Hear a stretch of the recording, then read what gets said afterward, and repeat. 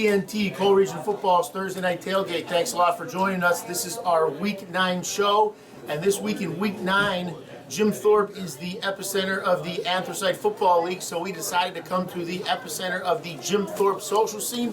We're here with two Jim Thorpe alumni, and we got a huge game this week that we will get to, talking about Jim Thorpe and Blue Mountain. A big thanks to the Jim Thorpe American Legion, Post 304, for hosting us. Guys, we got a big week ahead. Yeah, huge week.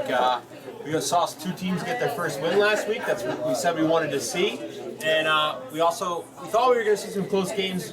We didn't see as many as we wanted to, but we did see a good one with Jim Thorpe and Muskoka. We'll get into that. But getting down to the nitty-gritty here, it's starting to get really dramatic. And a win you're out, a win you're in. It's starting to be that time of the year.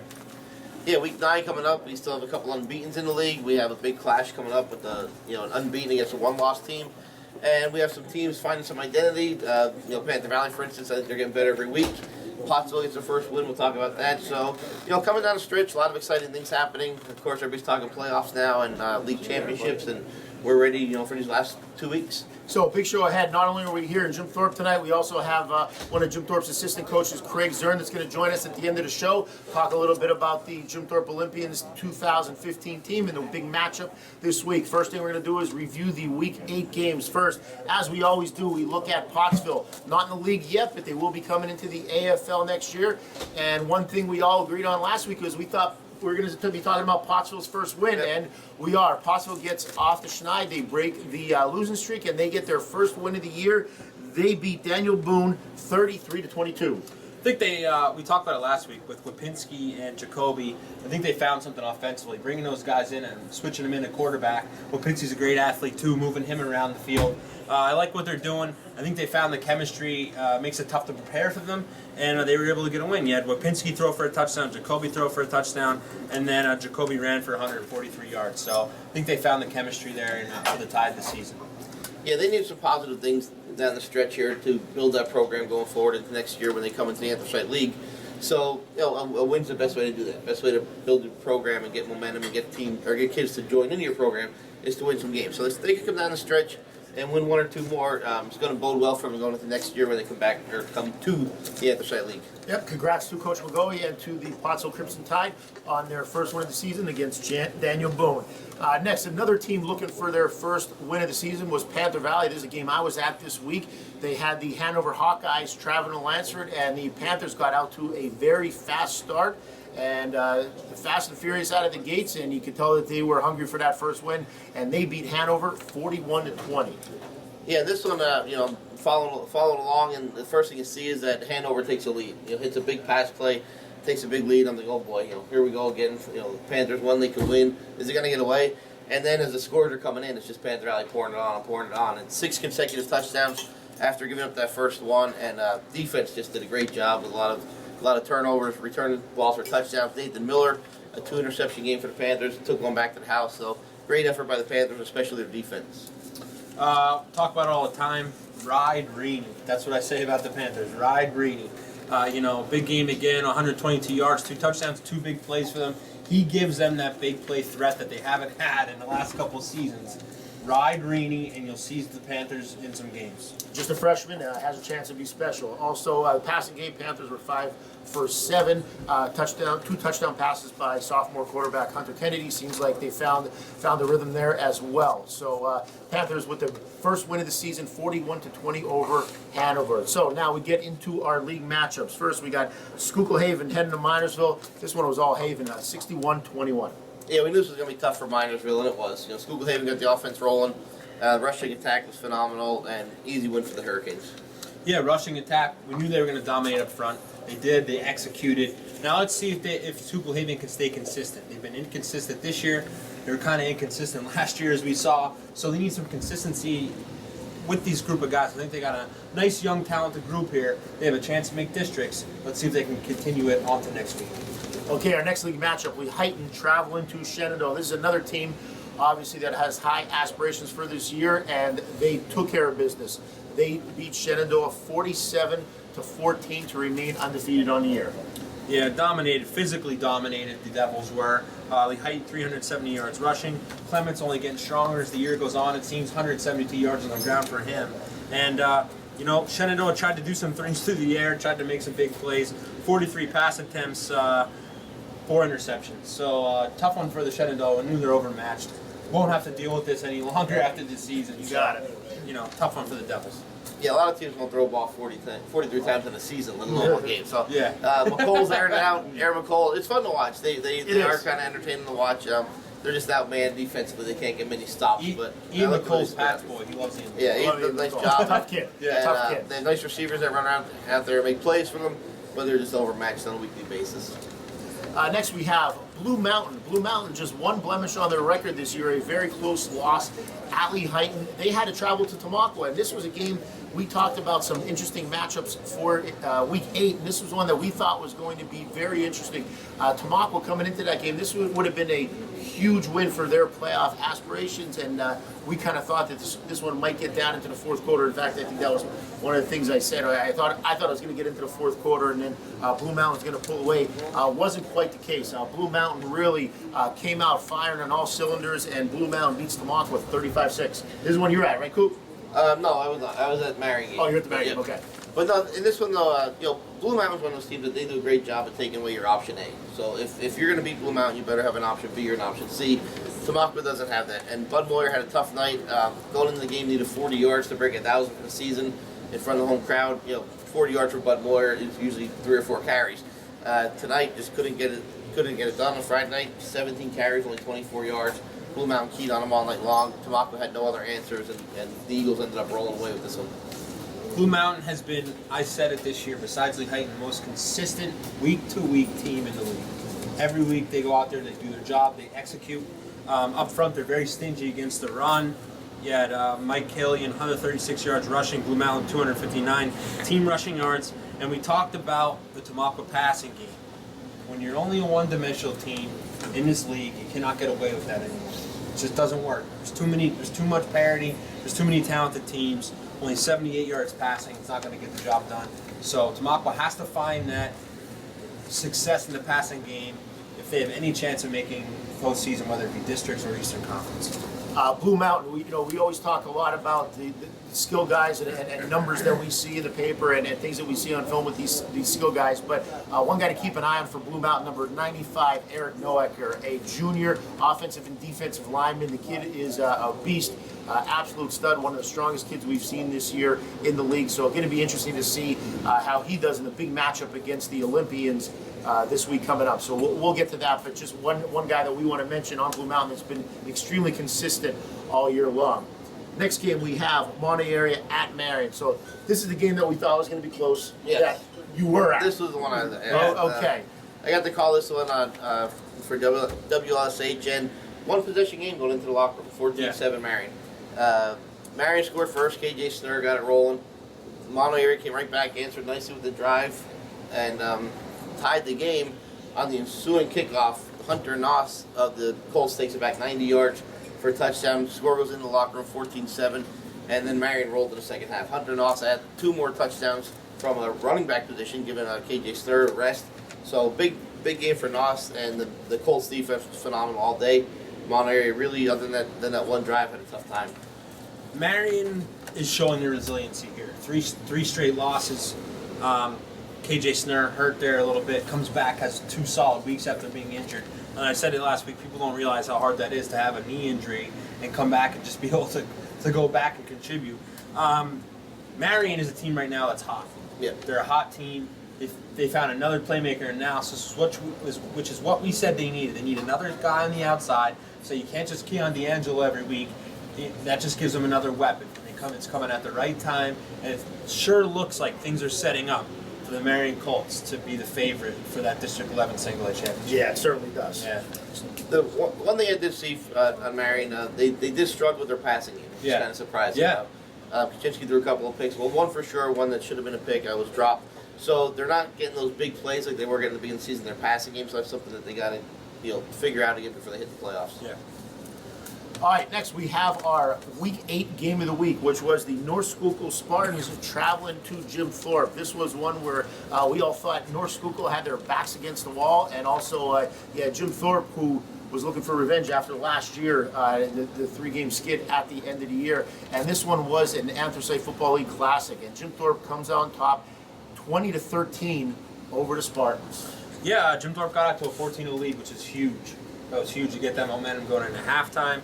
North Schuylkill got back into it. Kind of wore the Olympians down a little bit in the second half. We knew that they were coming into this game. It seems like every time Jim Thorpe's on a roll, whatever team, it happened with Haven a couple years ago, who has a talented bunch, it seems like all their guys are healthy for that game against the Olympians. And it happened this week again. And got to give credit to North Schuylkill. They hung in there. They got back in the game, but the Olympians shut the door on them. And they made a lot of big plays throughout the night. A lot of guys in the secondary made a lot of nice plays for them that are just coming around now, it seems, and getting more comfortable playing for them. But big play, Robbie Heller. Big play, Robbie Heller. You're talking about him all year. 59-yard run and 82-yard run that ended up sealing the game there with 50 seconds left. He's a difference maker. He's a difference maker. He's a guy that you want on your side, but we talked about it. The Olympians get over that hump. We talked about it last week. If they can get over that North Schuylkill hump, the sky's the limit for them. They were able to do that, and now I think we're all excited to see what can happen from now on with those 3 teams. Jim Thorpe and the Hank. Yeah, like you said, Robbie Heller with his big play capability. If you get Jim Thorpe in the 2nd and 12 or 3rd and 10, 3rd and 11, they don't have to panic. They don't have to go to the air. They have guys that can do it on the ground. They're always one snap away from that huge play, that big play, and that's what we saw this week. On a consistent basis, North School will probably move the ball a little better throughout the night, but you hit those big plays for touchdowns, and it's hard to catch them. And I was busting these guys last week with their homer picks of the Olympians over the Spartans, but this is one where I was wrong. And it had more to do with the Spartans, with what I thought at the time was their backs being absolutely against the wall for a District 11 AA playoff berth. As it turns out, and we'll talk a little bit more about later. They're still okay. They're still alive. For them. Yeah, it's interesting. It's amazing how this is shaking out. But North Schuylkill, it seems to me they can't find the rhythm offensively. We know they got a lot of weapons. We can go through the list. We talk about them every week, but it just seems on a consistent basis it's not happening for them offensively. Yeah, I mean, two quick more notes I have here about that game. We talked about how big of a difference Major Jordan was for them. Held Major Jordan 82 yards after back-to-back 200-yard games. I thought that was huge. I think that shows you right there how tough Jim Thorpe was up front. And then Jim Thorpe also turned the ball over 3 times. Yeah. Still came away. Cool. So that has to, you don't ever want to turn the ball over, but it's nice to know that if you do that hey, if things don't always go great, which we know they're not gonna, we can still battle back and win even when things aren't going our way. Well, what I was impressed was we talk about the athletes of North Schuylkill a lot, the Major Jordan, the Tevin Murray, the Bobby Grigas, and Thorpe had the athlete that they matched up with these guys very well. Sure. Yeah. We talk about the Red Swarm a lot, and the team concept of Jim Thorpe and how those guys function as a unit, but individually those guys match right up with those Division I prospects. Oh yeah, it was a great game. So hardcore performers, Coop, what you got? Since I was at the Marion game, I got to see it firsthand. I'm going to go with Hunter Noss. Had a 3-touchdown day. Like I said, the kick return to put him ahead kind of took the wind right out of his sails. Gave Montelier all the momentum back. He added 2 touchdowns later. And give Coach Nikoski credit. Sometimes as a coach, you just get that feeling that the kid's going to have a day. So he put him in position to make plays in the second half, and he cashed him with 2 more touchdowns. So Hunter Noss. I got Preston Gehring, a guy that Coop said was a nice player. Brought him up early in the year from Schuylkill Haven. Very underrated player. 3 touchdowns. He had a kick return for a touchdown, an interception return for a touchdown, and a rushing touchdown. So my hardcore player of the week is Preston Gehring from Schuylkill Haven. I'm also going to go with a game that I was at, and the Panthers got their first win. So there's my homer pick of the week, I guess. But big win for the Panthers. They needed to get one, and they've been close a bunch of times this year. But I got a tandem this week. I got quarterback Hunter Kennedy, 5 of 7, 2 touchdown passes, also a touchdown run. And then I got running back Rini Figueroa, over 100 yards and 2 touchdowns. So that's my hardcore performers for week 8. We're going to keep this rolling this week. Yeah. We're going to move right into week 9. We're going to preview the games a little bit. We're going to focus a little more on our game of the week with the big matchup with Blue Mountain and Jim Thorpe. So for our week 9 preview, first we got Reading heading to Pottsville. This is a game that Pottsville hopes to build on, and this is a game they could be in. Yeah, Reading coming in at 4-4, so they've obviously had some issues throughout the season. Pottsville riding the momentum with this 2-quarterback system they figured out, and I'd like to see Pottsville keep this rolling and maybe get another win this week and get their program moving in the right direction. Go ahead. Next, we got Monoy at CMVT. Last 2 weeks, Bears have struggled on offense, scoring just 7 points last 2 games. I believe they get back on track this week, get back to that option attack, get some momentum going into the District 11 playoffs. I picked them to win it after that North Schuylkill win. I'm going to try and stay with it, but right now the Colts are kind of swaying me. But I like Monoy big in this one. I think Mason Ryan's fully healthy this week. I agree. Now getting into our AFL matchups, we have Minersville traveling to Lansford to take on the Panther Valley Panthers. Panther Valley coming off their win, so obviously a lot of momentum there. Last home game for the seniors, so that always means something for the kids. They want to play well in their last home game. But for Minersville, this is one that that they circle as their last shot to get a W. So Minersville's going to come to the stadium in Panther Valley with a lot of enthusiasm, a lot of energy. They're going to try to steal one here. I like the way Panther Valley's playing though. I mean, looking back at their season and looking at some of the teams that they lost to along the way, I think if they could have a redo in a couple of those. I don't know if they would have been wins, but I think it would have been a lot more competitive. So I like Panther Valley again to get 2 in a row here. Yeah, as a coach, we all know a team with 0 wins, nothing to lose, is a very dangerous team. And they have that Panther Valley game circled right now. Oh yeah. They need to get a W, and they're looking at this one. I think it was key for Panther Valley to get Tristan Blasco involved last week. I think they need to go to him in the passing game a little more. I liked what he was able to do, but I'm all about for all you Twitter young kids out there, hashtag Ride Reaney. Ride Reaney in this one. Give it to your playmaker. Give it to your big play threat, and I think the Panthers win big this week. I like the Panthers well. So next we have Shenandoah Valley traveling to Marion.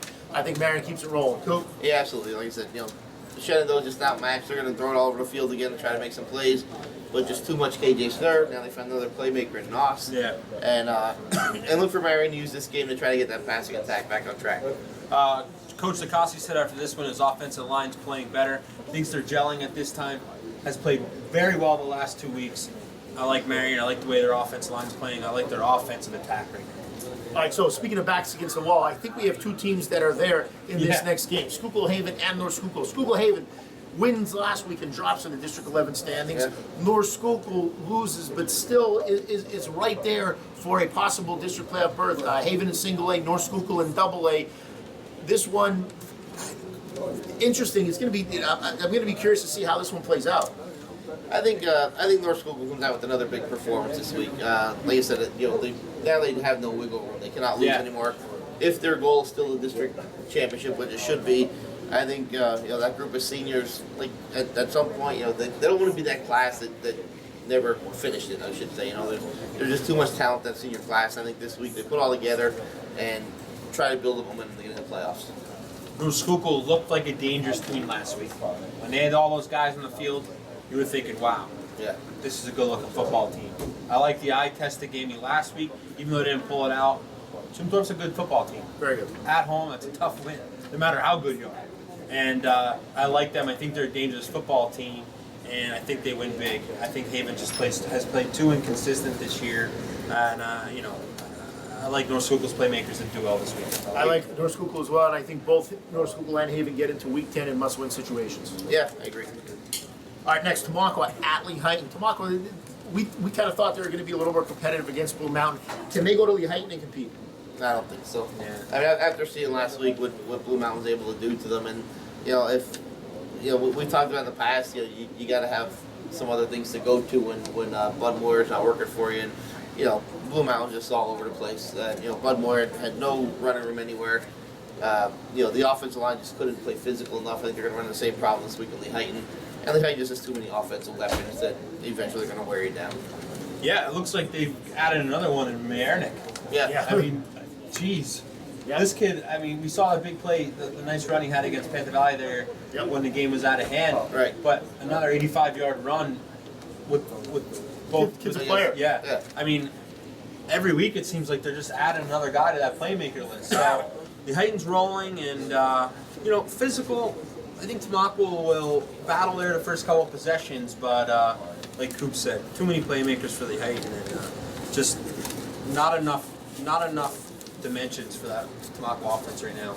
to be able to stick with the team like he needs. And if you're out there wondering what's up, expect to see Tyler Can on Friday. Yeah, Yeah, he'll be there. he's fine. Trust That's me. it. All right. Go ahead. He'll be there. If he wasn't, I think we would know. He'll be there. He'll be there. All right, moving on. Our game of the week. We got the Olympians of Jim Thorpe taking on the Eagles of Blue Mountain.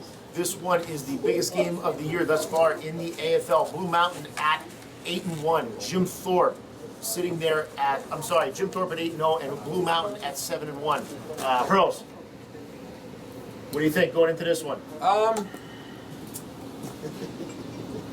Can Jim Thorpe match the physicality of Blue Mountain? That's the question, right? Yeah. That's the question. That's the question right now. Can the Olympians match Blue Mountain's physicality? I said a little quote in the Game of the Week story that will be out in tomorrow's time zone, so pick it up. Jim Thorpe has proved so much this year, gotten back to where they are. But talking about the word physical, I feel like Blue Mountain could be the Blue Mountain football team could be the spokesperson for the meaning of that word. You think about a tough football team, I think about Blue Mountain. Right off the bat, tough football team, I'm saying Blue Mountain. They have a lot of weapons. And we've said, and Coop said it a couple weeks ago, Jim Thorpe, he thinks Jim Thorpe's closed that gap. It's another question we'll know this week. Because this is the team. This is the team right here. I think, even though they lost to Heighton, I still think it's the toughest team in the league. I like them as the toughest kids. I do. I like them. For me, it's all about who's going to stop who in that run game and who's going to make plays in the passing game. I think it's going to come down to if Mason Freed or Richards, when they're presented with that opportunity to make a passing play, who's going to make that play? Is it going to be Freed or is it going to be Richards? Because there's no way you're telling me that both these teams are just going to run the ball and that's how they're going to score touchdowns. We need something's going to cancel each other out here, and I think that's what it's going to be. I do. And the last thing is, and I won't make my pick. I'll wait till we all talk and we'll make our picks. All right. Is that okay? That's fine. That's Feel a cool. little drama here. Yeah, that's cool. I think when you have a difference maker like Heller, he's a special kid. 9.66 yards per carry. I don't think we've seen a guy like that in the AFL in a pretty long time, averaging that many yards per carry. This late in the season. This late in the season with that many carries. You know what I mean? It's not like he's gotten like 80 carries. Right. You know what I mean? So, I think you have a difference maker like that, a special kid like that. I think he makes a difference. I think it's going to be a great game. Yeah, you look back at Blue Mountain season when they played North Schuylkill earlier in the year. Their mission A was to stop Tevin Murray. So they threw a linebacker out there and beat him up off the line of scrimmage all day. They had over the top help at the corner, and they stopped Tevin Murray. They won the game. Last week, the first thing they wanted to do was stop Bud Moyer, which they did a phenomenal job, and they won the game. I think they do a great job of game planning to stop your option A better than anybody else, or as good as anybody else, and then they have the kids to do it. The problem they're going to run into with Jim Thorpe, I think, is the same problem they ran into with Whitley Heighton. There's a lot of other options on that field for the Olympians that even if they key everybody on Robbie Heller early in the game, I still think the Olympians have some playmakers out there to make this a really good football game. I think we might be looking at the same kind of game that Blue Mountain had with Lee Heighton. I think points will be scored. I think it's going to be maybe back and forth. I don't think we're going to see a defensive battle because there's just a lot of offensive weapons on the field for both teams. But defense somebody will make a big turnover in that game, and that might be the deciding factor. Well, we have. Here's where we're at. If Thorpe loses, it certainly doesn't end their district playoff hopes, but it puts a huge dent in them. If Blue Mountain loses, they're pretty much out of districts. So you got two teams that not only are still playing for a possibility of a league championship, that are playing for a possible district playoff berth. So the stakes at this time couldn't be any higher. I'm impressed with the versatility of Jim Thorpe. In the beginning of the year, we knew about the three-headed monster of Blue Mountain with their running backs, but as the season progresses, I'm starting to see a lot more guys from Thorpe making plays that didn't really know were capable of making those plays early in the year. I had North Schuylkill last week. Thorpe's making a believer out of me. This one's going to be a tough one, though. So should we go to our picks? We'll go to our picks. I'll go last if that's okay with you guys. Yeah, you can go last. You can go last. So let's go to Thorpe class of 88. Thorpe class of 88. I was 2. John Cooper. Like I said, I really like the other guys in the field for the Olympians. I think if they do key on Heller early in the game, I think some other guys could beat him. I think Richards is going to make some plays. I like I like St. Hill, I like McElroy, I like Lauer. I think They have Madera, who's coming on as a running back. I think Jim Thorpe has enough weapons to counter whatever they try to do to Keon Heller, and then I think at some point it opens it up, and like I said, Robbie only needs the ball, 5 times, and he can get 3 touchdowns and 5 carries. So, with all that being said, I really like the Olympians' depth here. I think they have more playmakers, and I think Jim Thorpe wins. All right, early in the year, looking ahead at the schedule, I was definitely leaning towards Blue Mountain in this matchup. What I saw from Thorpe last week was very impressive. I thought North Schuylkill, with their backs against the wall, and some of the top players that they had, the Division I prospect and Major Jordan, especially coming off the 2 games that he had, to shut him down like that, I kind of have a lot of confidence right now that Jim Thorpe's going to be able to contain that rushing game of Blue Mountain. And I do also think that they have more playmakers, and I expect a few big plays from Jim Thorpe, and I think that's going to be the difference. So I also have the Olympians in this big matchup. Guess it comes down to me. Guess it comes down to you, Earls. It always does. I like it that way. I like it that way. Yeah. I think the issue here is the toughness with that Blue Mountain defensive line. They have not let anybody run on them this year. I think Wyatt Clemens had the most success, and I think he had like 120 yards rushing, but it was on like 29 carries. That's if you're making Wyatt Clemens work that hard offensively, you're doing your job, because guess what? He goes both ways. Absolutely. So that's what you want to try and do, is make him work hard for every yard he gets. That's going to be Jim Thorpe's toughest mountain to climb, I think, right there. Is being able to, because they're a big play offense. Mm-hmm. In my opinion, Blue Mountain is a grind you out offense. Okay, they're going to grind you out, where Jim Thorpe's going to maybe not grind you out, but they're going to hit you with 2 or 3 big plays during the game, and you're going to have to come back and answer. So I think that might be the struggle Jim Thorpe has in the game. I like Mason Freed. I think he's underrated. I think he's an underrated player. He's definitely progressed a lot as the years gone on. He's a much better quarterback now than he was in weeks 1 and 2. And we talk about the fantastic job Blue Mountain's coaching staff has done with those kids, because they lost 9 starters on offense and 9 starters on defense. So think about that. Yeah. Think about that. With all that being said, I think Jim Thorpe's destiny this year is to get to that game 9-0 for the Route 209 trophy. Well, let's see if it fits, Earls. Do you think it does? Well, I don't know. You got a big no. Let's find out. The last time it That's did. not going over your head. But here's my pick right here. It's on, baby. All right. Yeah. Jim Thorpe. Red Swarm. Red Swarm's gonna take it, and it's gonna be a great game. Could come down to an overtime game. I don't fit. It doesn't fit. he's looking over the chin strap as he's trying to. It's wonderful. All right, well, stay tuned. We're going to be right back with our interview with Jim Thorpe assistant coach Craig Zurn. Thanks again for joining us. This is TNT, Coal Region Football's Thursday Night Tailgate. That was awesome.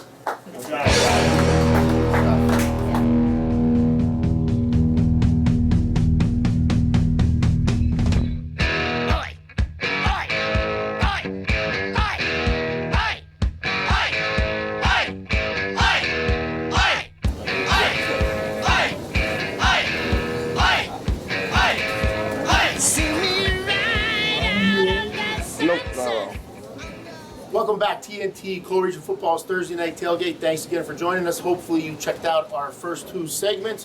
What we have now is a special segment due to the big matchup this week in Jim Thorpe. We are at the social hub of Jim Thorpe, the American Legion, Post 304. Thanks a lot for having us. They've been a fantastic coach, or a fantastic host, and we have a Jim Thorpe coach with us tonight. Jim Thorpe alum and current assistant coach, Craig Zurn. Zurny, thanks a lot for joining us. Appreciate it. The peanut gallery is going to be in full effect tonight, I believe. Everybody in Thorpe is pumped, and they should be. It is a huge matchup this week, and we're going to run some questions by Coach Zurn. Fellow alum Brad Hurley is going to start us off. Yeah, Coach Zurn here has been with the Olympians, I believe, for the last 4 seasons.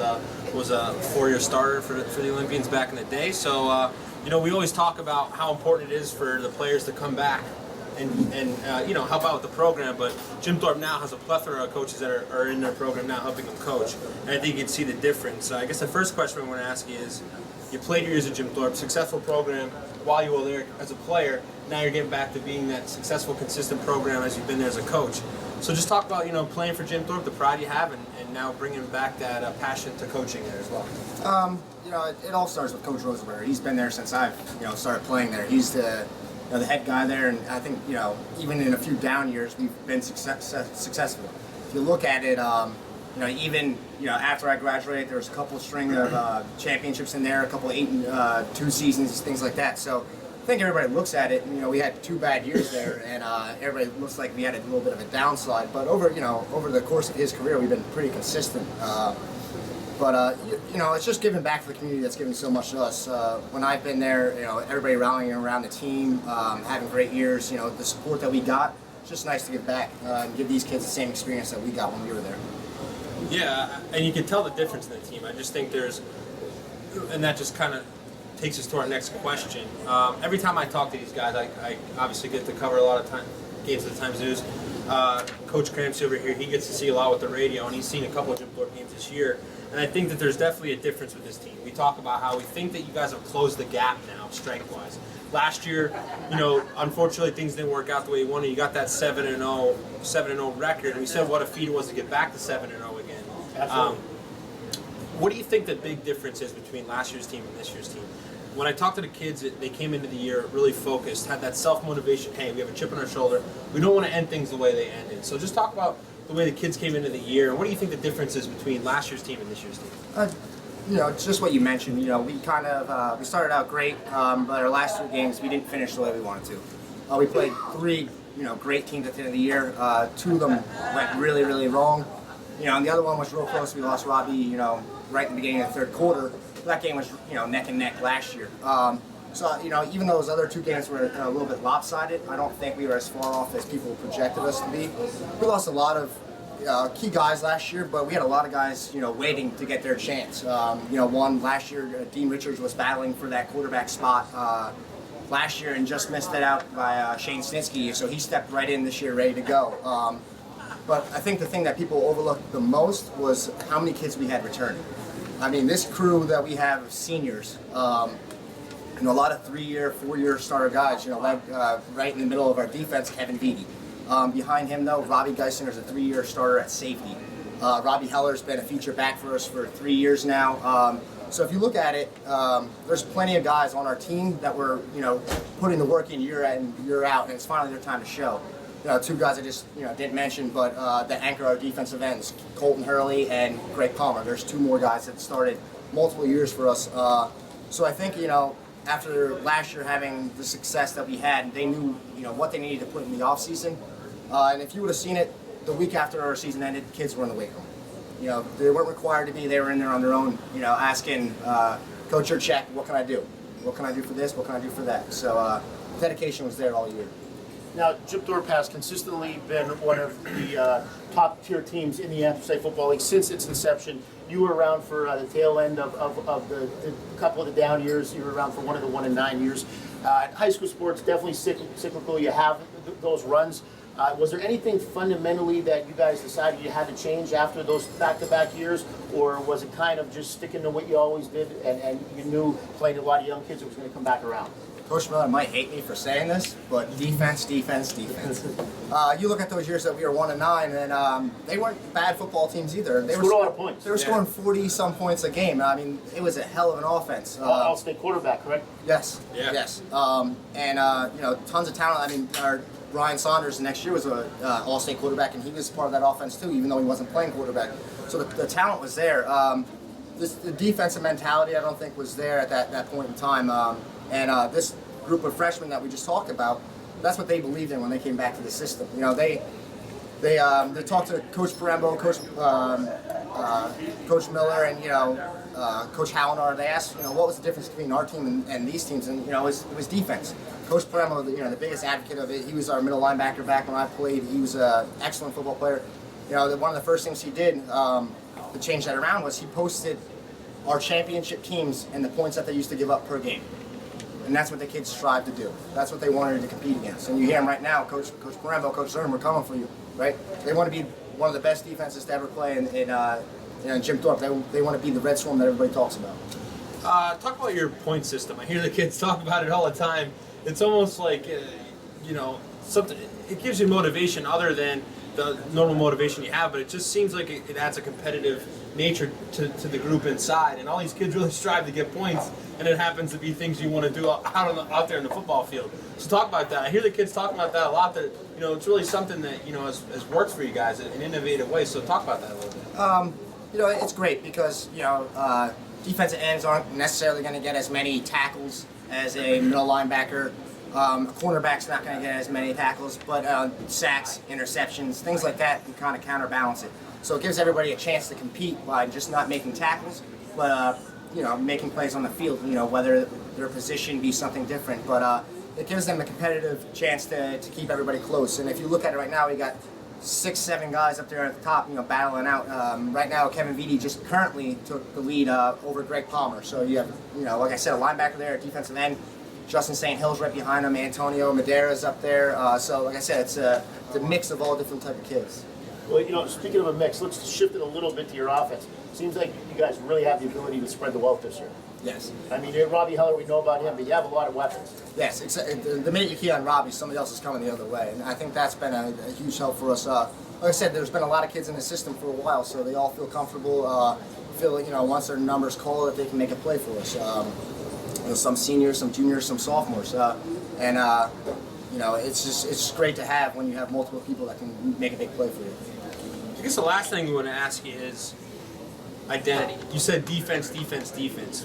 What do you think this year's identity is of this team? And also, after you explain that, just go into a little bit of what I know you're a big tape guy. I know you love going in there and watching film. Tell me some things you've seen from Blue Mountain, and what do you think you need to do in order to pull out a W on Friday? I mean, it's definitely going to be a tight, hard-nosed game. It was last year, the same thing this year. They're very similar to some of the things that we do. A little bit different style of offense, but they're all about their speed, getting the edges, and then as soon as you think you're getting them on the edge, they come back the other way. They got some nice size up front, some kids that can really move you off the ball. So if you're not disciplined, if you're not reading your keys, you can get washed down in a hurry. So for us, it's basically reading our keys on defense, playing physical football, and playing Red Swarm, I guess you'd say. You're just getting after it. That's what we need to fly around the field and do what we can. As Greg Palmer would say, getting down and dirty, possibly. That's what Greg would say. Well, we know you're real busy, so we'll get you out of here. One thing that I like to do in our segments is I kind of like throw some things at Hurley and Coop that they don't expect coming. So I'm going to do that to you right now. The most important question we're going to ask you tonight: we go up to Memorial Park right now. You and Coach Hurley one-on-one. Who's winning that? Definitely me. All right, you heard it there. Thanks a lot. I'm not even Coach going to Zurn. say anything. I'll let him have his moment. Thanks to Coach Zurn for having us. Thanks for Coach Zurn for joining us. Thanks to the Jim Thorpe American Legion for hosting us.